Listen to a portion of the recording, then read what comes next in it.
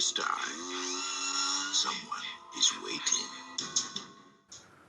Hello everybody, welcome back to Screenstars. I'm here today to bring you my review for the 1988 horror sequel Friday the 13th Part 7, The New Blood. The film is directed by John Carl Buechler and it stars La Park Lincoln, Kevin Spertus, Susan Blue, Terry Kaiser, John Ottrin, and we have the very first appearance from Kane Hodder as Jason.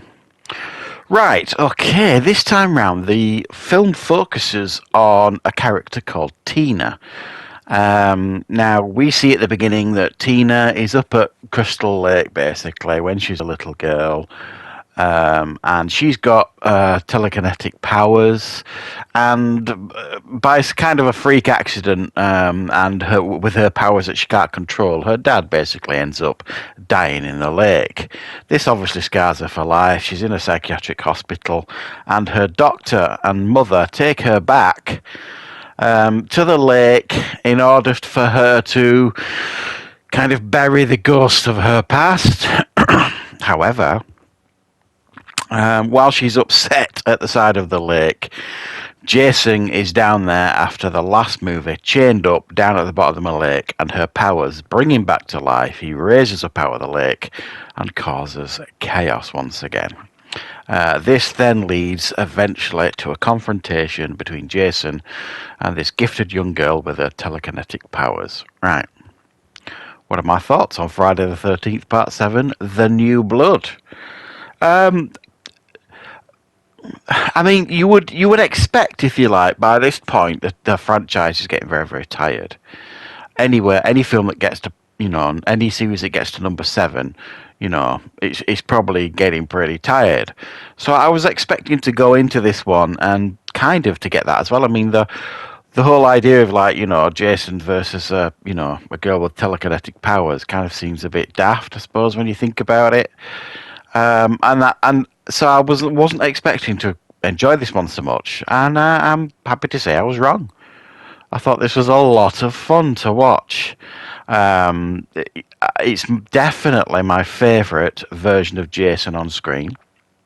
I can see why everybody obviously, goes on about Kane Hodder's performance as Jason, because it's just so good. He absolutely understands the character, the size of him, the methodical nature of him, just the way he moves and everything. It's just definitely, and I love the way Jason looked in this as well. I mean, you could see through his clothes and see his bones, and I mean, he just looked horrific, but in a good way.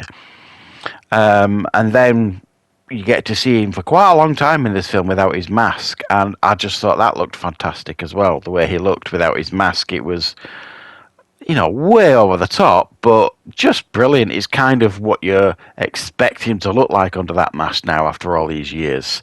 So yeah, I definitely enjoyed this. I thought it was, again, it had its tongue in its cheek a little bit. It didn't take itself particularly seriously. Lots of inventive kills here by Jason, and I was definitely entertained by it, and I was actually surprisingly drawn in by Tina's story as well. The fact that she's got these abilities, and it doesn't go over the top with it. It actually lets you generate a little bit of sympathy for that character, so you kind of buy into her and her abilities, because she can't initially kind of control them, and then when you start figuring it out in your head, you start doing the maths in your head, you're kind of like, hang on a minute, this is going to end up with a right old dust off between her and Jason at the end, isn't it?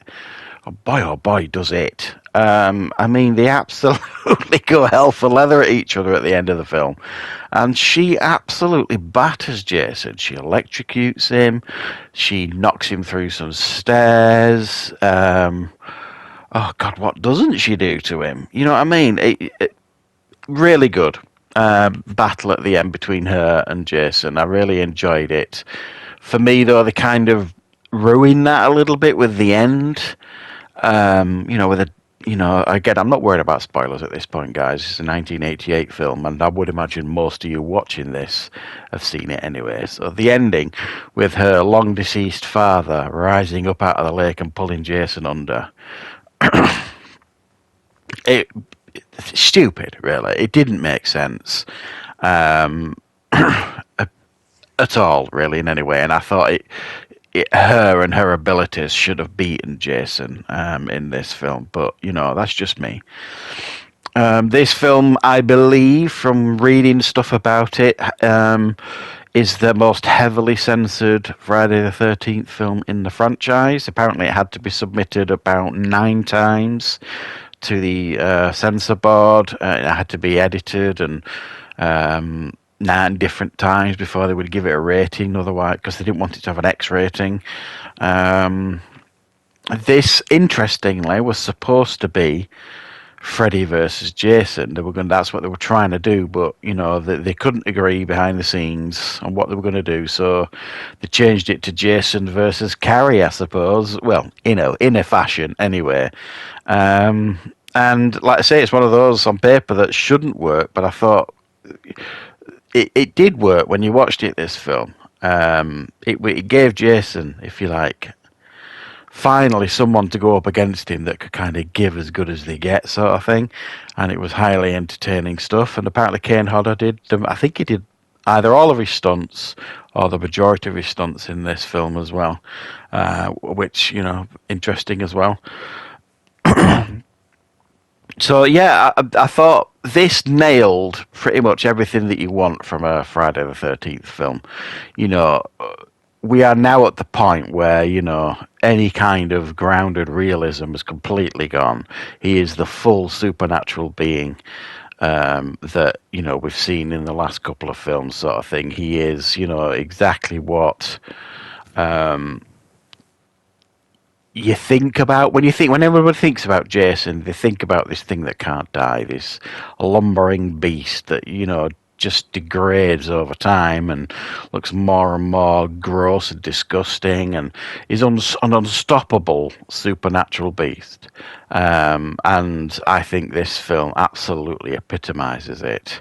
How the look of Jason, the feel of Jason, the unstoppable nature of Jason.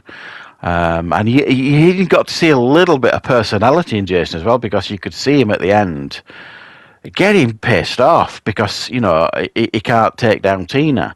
You could see just the way Kane Hodder, and this is what I love about his performance, just the way he moved his mask. That's the only thing that had any speed to it, really, for the majority of his performances. Especially at the end, he would move his mask when he was like looking at Tina, and you got a sense that he's really pissed off. He really wants to kill this girl, and he can't, and she's kicking his ass for the most part. So I like that. I thought this film actually had a lot of personality, fun to watch. Not to be taken seriously, and it doesn't take itself too seriously, allows you to have fun with it, and that's why I think it is a strong entry in the franchise, in my opinion. And definitely this version of Jason is my favourite version of Jason, absolutely. So let me know in the comments, guys, what your thoughts are on Friday the 13th Part 7, The New Blood. Do you think it's a strong entry? I certainly did, and I'm looking forward to watching and reviewing the next one for you guys, so stay tuned for that.